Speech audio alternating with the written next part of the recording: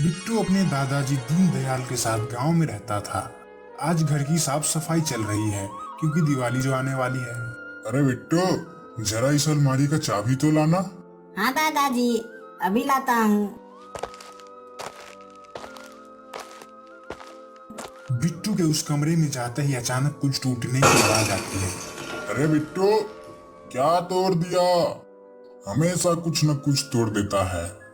बिट्टू जब उस कमरे से बाहर आता है तब उसके हाथ में एक पुराना लकड़ी का बक्सा रहता है जिसमें एक पेंसिल रहती है। दादाजी, ये पुराना बॉक्स मिला है। इसमें लाल कपड़े में लिपटी हुई पेंसिल है। ये पेंसिल किसका है दादाजी? दीनदयाल बिट्टू के हाथ में बॉक्स देखकर मुस्कुराते हैं और वे समझ जाते हैं कि ये वही जादुई पेंसिल है जिसे उन्होंने अपने बचपन में खोजा था। अरे ये कोई मामूली पेंसिल नहीं है, ये एक जादुई पेंसिल है जिसे मैंने अपने बचपन में खोजा था। जादुई पेंसिल? दादाजी, ये जादुई पेंसिल क्या है? अभी बताता हूँ। दीनदयाल फिर उस पेंसिल की मदद से कुछ बनाने लगता है।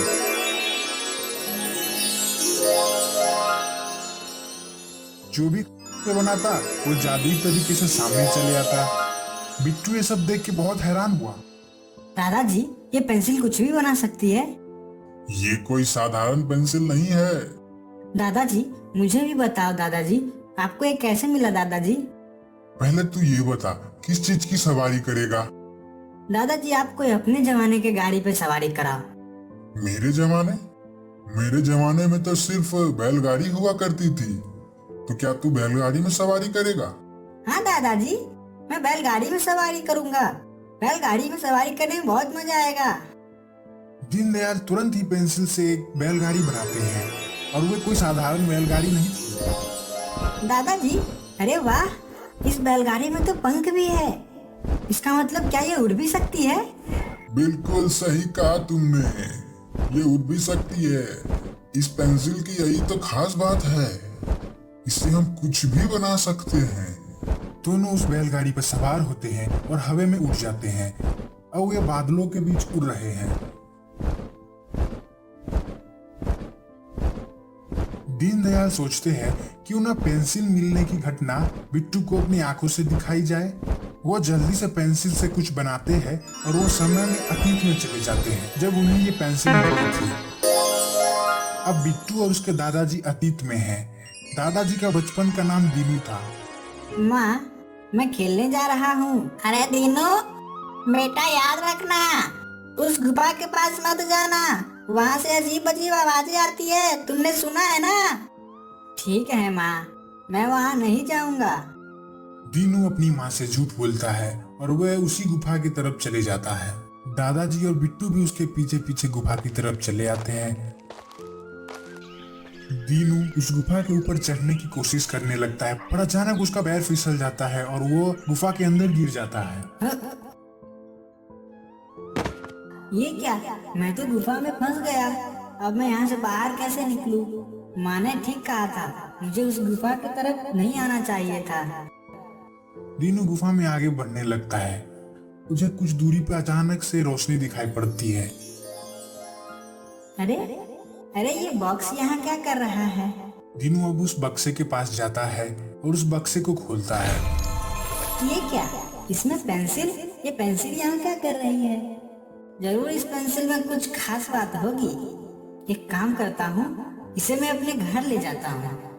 दीनू पेंसिल लेकर गुफा से बाहर आ जाता है। ये सब देखकर बिट्टू उस पेंसिल का महत्व समझ चुका होता है। बिट्टू, अब तुम जान गए ना ये पेंसिल मुझे कैसे मिली। अब चलो हम अपने समय में वापस चलते हैं। दादाजी फिर से पेंसिल की मदद से वही उड़ने वाली बैलगाड़ी बनाते हैं। वे दोनों उस पे सवार होकर वर्तमान में चले जाते हैं। दादाजी, मैं इस पेंसिल से क्या क्या बना सकता हूँ?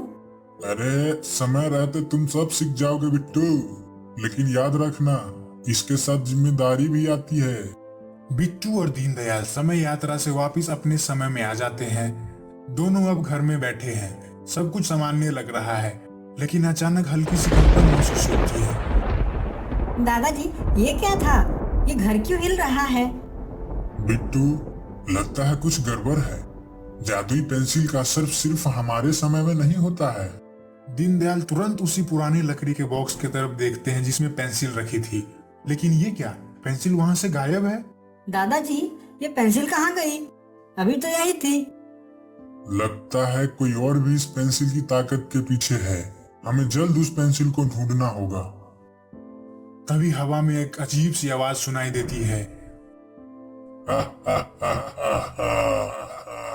मैं तो इसी दिन का इंतजार कर रहा था कि कब तुम इस पेंसिल का उपयोग करो और मुझे पता चल जाए कि ये पेंसिल कहाँ है। दादाजी, दादाजी, आवाज कैसी है? ये वही है जिसके बारे में मैं सोच रहा था।